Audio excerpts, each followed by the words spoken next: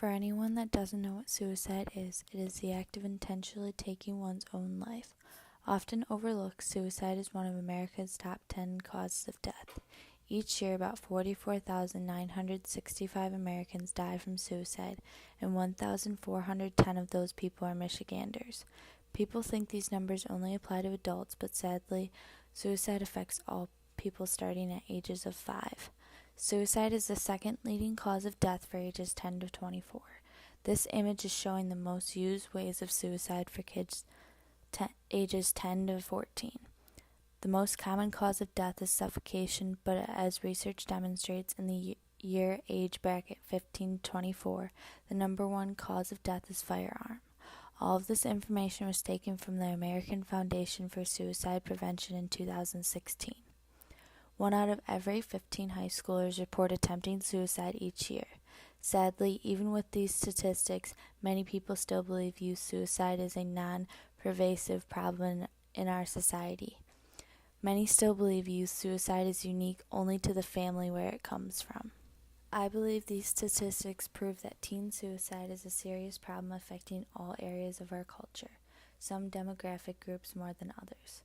Suicide affects all youth, but some groups are at higher risk than others. Boys are more likely than girls to die from suicide. Of the reported suicides in the 10 to 24 age group, 81% of the deaths were males and 19% were females. Girls, however, are more likely to report attempting suicide than boys. Native American or Alaskan Native youth have the highest rates of suicide-related issues. A nationwide survey of high school students in the U.S. found Hispanic youth were more likely to report attempting suicide than their black and white non-Hispanic peers. According to the Suicide Prevention Resource Center, over the past 20 years, youth suicides have declined by 40%. They believe by using the public health approach and raising awareness, we can reduce the rates of suicide. There are many programs and foundations to help with suicide prevention. The most well-known one is Suicide Prevention Lifeline. This is designed to be able to pick up your phone and call this number. You can call for yourself or others, and it is anonymous. There are also crisis centers that people can go to that provides mental health services and emotional support services. Crisis centers, along with most suicide foundations, are nonprofit and are free of cost. As a society, we need to continue to support these efforts and continue to expand these types of programs. There are many kids in this world that have thoughts about their place in this society. When you are in high school, everyone is deciding where to go to college and what they are going to do for the rest of their lives. This can be a lot of pressure on kids, and on top of that, the schoolwork and having a job or buying a car. All these things add up, and some people have not yet developed effective ways of handling stress. That is when people start to become overwhelmed or frustrated. Suicide is not just caused by anxiety or depression. Anything to do with a big life transition can greatly affect a person's thought process. The thought of suicide is mostly brought up on a buildup of things that happen in a person's life.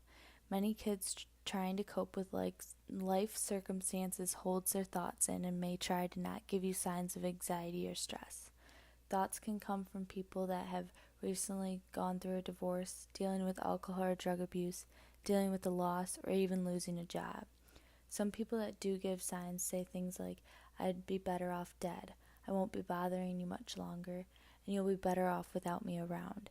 People say these things verbally as well as texting and social media.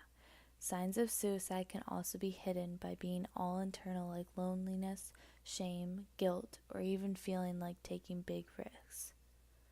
The challenge is that not everyone that feels this way will commit suicide. Sometimes these feelings are felt by many people at different points in their life.